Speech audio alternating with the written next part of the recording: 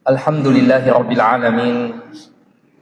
Wassalatu wassalamu ala rasulihil amin, Nabiyyina wa habibina wa qudwatina Muhammadin wa ala alihi wa sahbihi wa mawalah.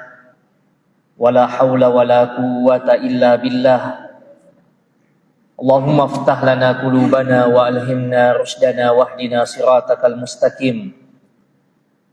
Inna nas'aluka ilman nafi'an wa imanan thabitan wa yakinan rasikhan wa qalban khashian wa lisanan dzakiran wa rizqan halalan thayyiban wa amalan salihan mutaqabbala.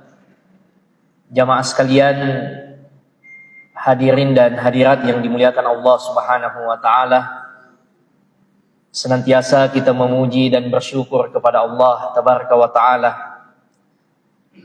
Allah masih memberikan kepada kita umur, masih mengaruniakan kepada kita kesehatan, dan pada kesempatan ini Allah kumpulkan kita pada dua kemuliaan.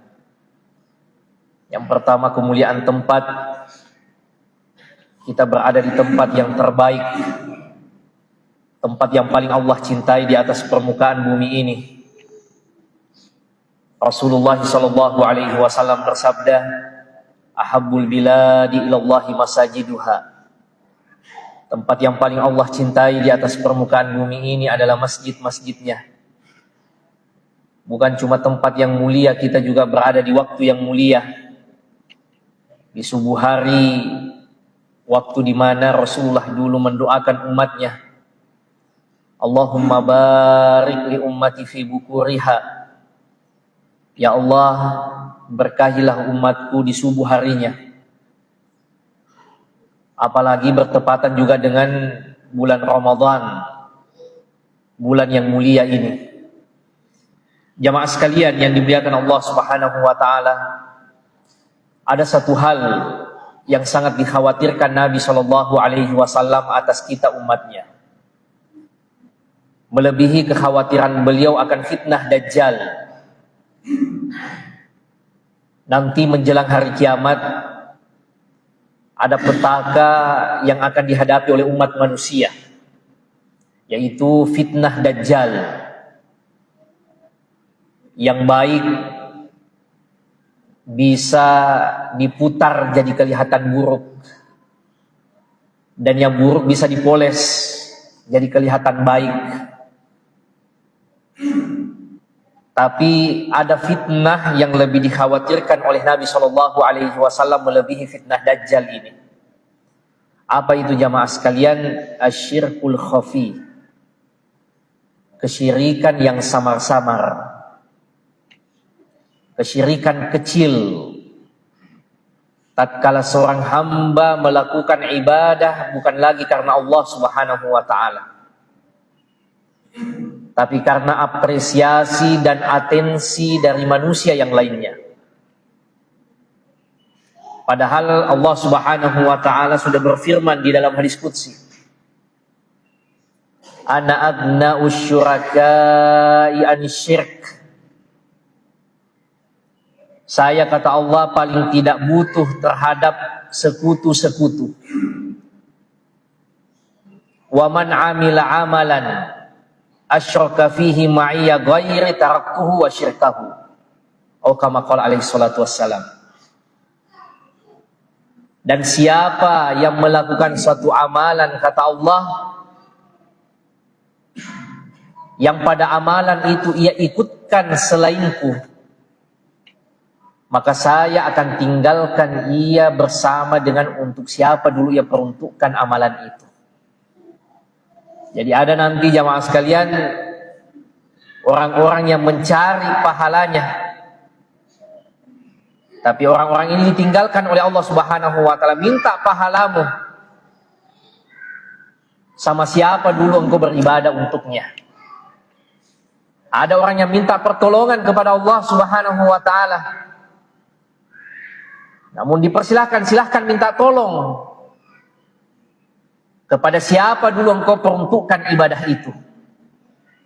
Di saat tidak ada lagi pertolongan, kecuali pertolongan Allah Subhanahu wa taala. Maka jamaah sekalian yang dimuliakan Allah Subhanahu wa taala, di bulan Ramadan ini selain kita menaikkan kuantitas ibadah kita, sangat penting untuk kita memperhatikan kualitas ibadah kita, terutama niatnya. Karena niat inilah jamaah sekalian yang menentukan kualitas ibadah kita di sisi Allah Subhanahu wa taala. Dulu di masa Nabi Shallallahu alaihi wasallam, menjelang Nabi ke Tabuk, Rasulullah Shallallahu alaihi wasallam mengumpulkan sumbangan sahabatnya.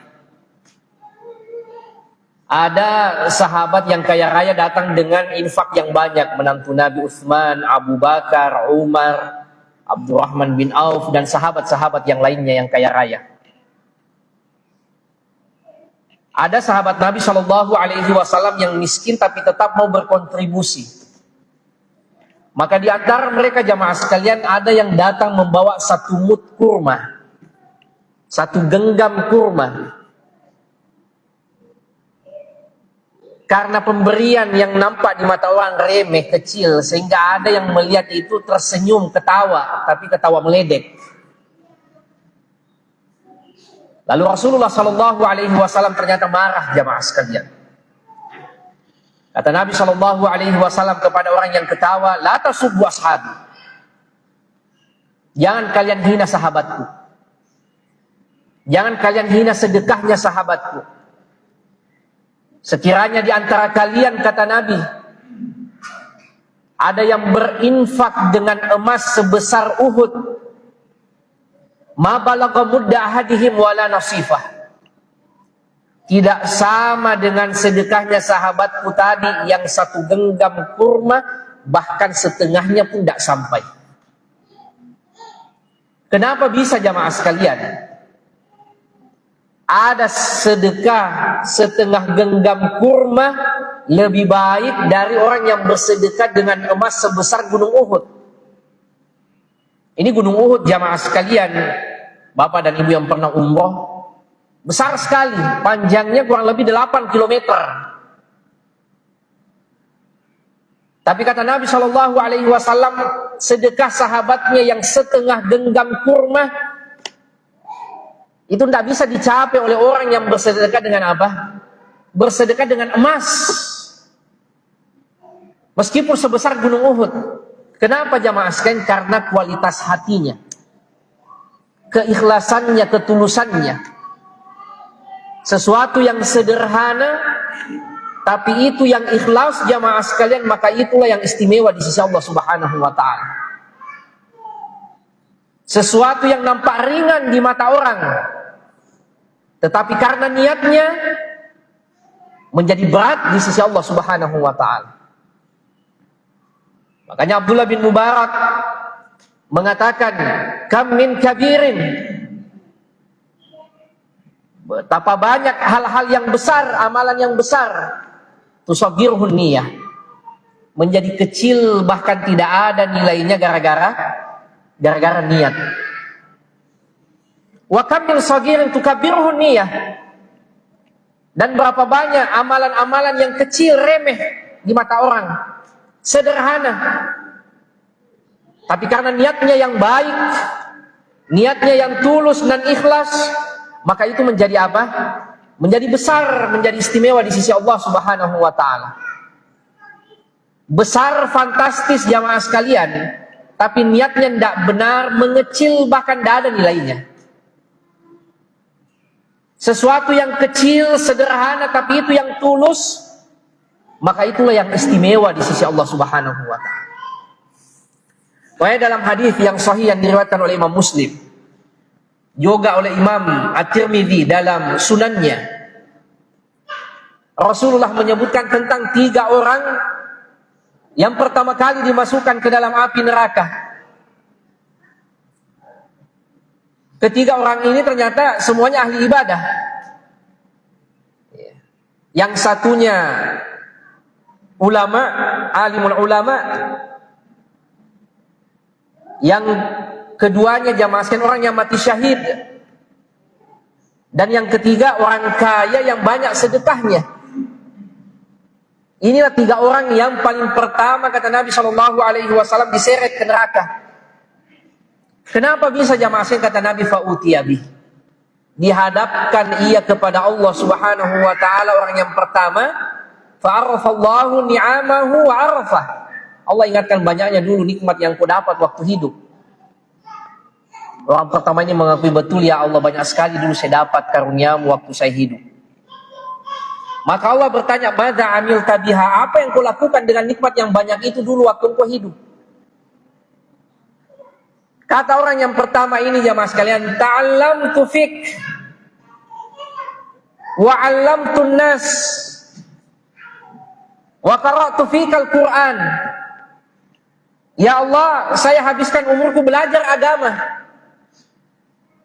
Selesai saya belajar agama, sisa umurku saya habiskan untuk mengajar agama. Wa qara'tu fikal Qur'an, dan saya banyak membaca Al-Qur'an. Tapi kata Allah, kadzabta, engkau dusta. Innama fa'alta liyuqal annaka 'alim. Dulu engkau belajar agama dan mengajar agama supaya orang-orang menggelarimu Pak Kiai, Pak Ustadz, orang alim, supaya dipuji. Wa qara'tal Qur'an liyuqal annaka qari. Engkau membaca Quran supaya dipanggil qari, bagus tahu suaranya, banyak tahu hafalannya, faqadqil, dan semuanya engkau sudah dapatkan dulu waktu hidup. Apa yang kau cita-citakan, apa yang kau harapkan dari atensi dan apresiasi manusia, sudah engkau dapatkan dulu waktu hidup. Untuk itulah engkau lakukan semuanya. Maka ini orang pertama jamaah sekalian, seorang ustadz, seorang alim, yang pertama kali diseret ke neraka. Orang yang kedua jamaah sekalian, Allah bertanya lagi, madza amilta biha, apa yang kau lakukan dulu dengan nikmatmu yang banyak waktu masih hidup? Orang yang kedua ini mengatakan, qataltu fi sabilik, ya Allah, saya berperang di jalanmu, berjihad, hatta ustushhitu, sampai saya gugur, sampai saya mati syahid. Tapi Allah mengatakan, kadzabta, engkau dusta. Innama fa'alta liyuqal annaka jari. Engkau lakukan itu supaya orang-orang mengakuimu, memanggilmu sebagai orang rewa tawah, orang jago, pahlawan.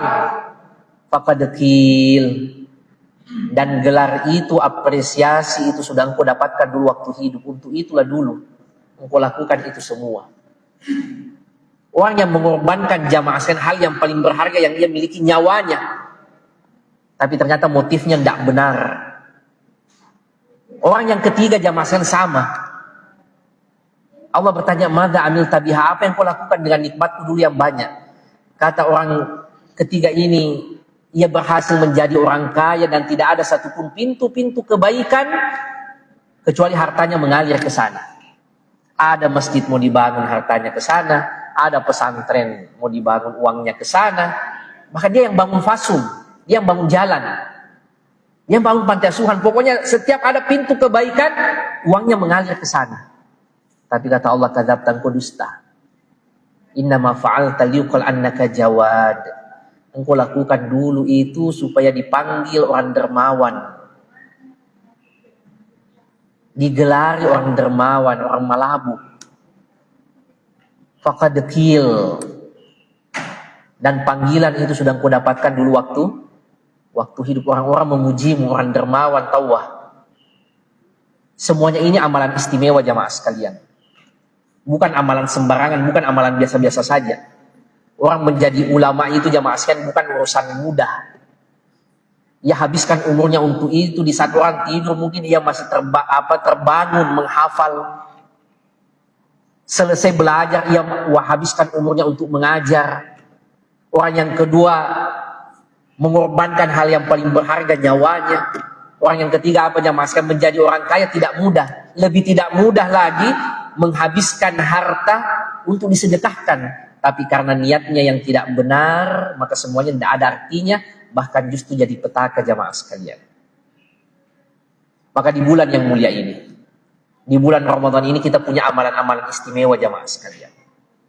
Di siang harinya dengan siam dan di malam harinya dengan qiyam. Kita ada puasa, kita ada sholat tarawih, kita memberikan mungkin subuhan juga buka puasa, ada tadarus, sedekah kita. Maka mari setiap saat kita memeriksa niat kita jamaah sekalian. Karena inilah yang menentukan kualitas amalan itu di sisi Allah Subhanahu wa taala. Tidak mudah memang. Ulama kita pun mengakuinya, mengatakan ma'alajtu syai'an asyadda alayya min niyati. Tidak ada sesuatu yang saya perbaiki yang paling susah melebihi niatku. Kenapa jamaah sekalian? Karena niat itu berubah-ubah. Kadang enak-enak nih kita rasa, tapi pas mau dilakukan berubah lagi. Maka penting di bulan yang mulia ini, bulan musim ketaatan, untuk kita perbaiki kualitas ibadah kita jamaah sekalian, bukan sekedar kuantitasnya dengan memperhatikan niat kita. Wassallallahu ala nabiyyina Muhammad wa ala alihi wa sahbihi wa sallim. Wa akhir da'wana alhamdulillahi rabbil alamin. Wassalamualaikum warahmatullahi wabarakatuh.